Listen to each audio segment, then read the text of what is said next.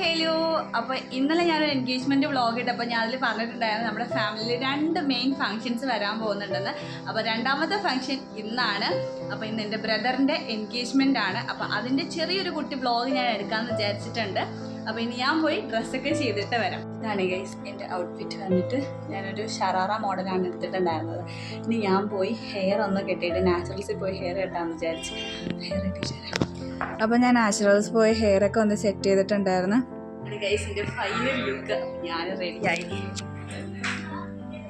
അപ്പോഴത്തേക്കും എന്നെ വീട്ടിലെ ആൾക്കാരെല്ലാം വന്നു തുടങ്ങിയപ്പോൾ വാപ്പ അവരെല്ലാം വണ്ടിക്ക് കയറ്റി സെറ്റാക്കുന്നുണ്ടായിരുന്നു.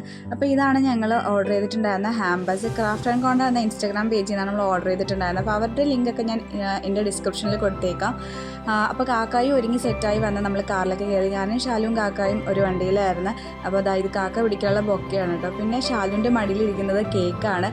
അതവൾ സേഫാക്കി തന്നെ വെച്ചിട്ടുണ്ടായിരുന്നു. പിന്നെ നമ്മൾ നേരെ ഓഡിറ്റോറിയത്തിലാണ് പോയത്. പിന്നെ നമ്മൾ പോയി അവളെ റെഡിയാക്കി എടുത്തിട്ട് വന്ന് പിന്നെ സ്റ്റേജിൽ കൊണ്ട് ഇരുത്തി. അപ്പോൾ നമ്മുടെ എൻഗേജ്മെൻറ്റ് ഫംഗ്ഷൻ സ്റ്റാർട്ട് ചെയ്യാൻ പോവാണ്. അപ്പോൾ ഉമ്മ വളയൊക്കെ ഇട്ട് കൊടുത്ത് അപ്പോഴത്തേക്ക് ക്യാമറമാൻ കെട്ടുപിടിക്കാനൊക്കെ പറഞ്ഞപ്പോൾ അവർ കെട്ടുപിടിച്ച് ഉമ്മൊക്കെ കൊടുക്കുന്നുണ്ടായിരുന്നു.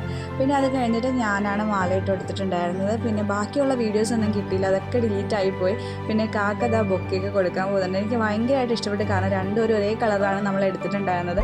നല്ല രസമുണ്ടായിരുന്നു രണ്ടുപേരും കാണാൻ. പിന്നെ അവർ കേക്കൊക്കെ മുറിച്ച് പിന്നെ കുറച്ച് ഫോട്ടോസൊക്കെ എടുക്കാനുണ്ടായിരുന്നു. ഫോട്ടോസൊക്കെ എടുത്ത് പിന്നെ നമ്മൾ ഫുഡ് കഴിക്കാനായിട്ട് വന്നിരുന്നു. നല്ല അടിപൊളി ബിരിയാണി ആയിരുന്നു. ഫുഡൊക്കെ കഴിച്ച ശേഷം അവരടുത്ത് യാത്രയൊക്കെ പറഞ്ഞ് നമ്മൾ ഇറങ്ങിയിട്ടുണ്ടായിരുന്നു. അപ്പോൾ ഇന്ന് എത്രയേ ഉള്ളൂ. അടുത്തിടെ എന്ന് പറഞ്ഞിട്ട്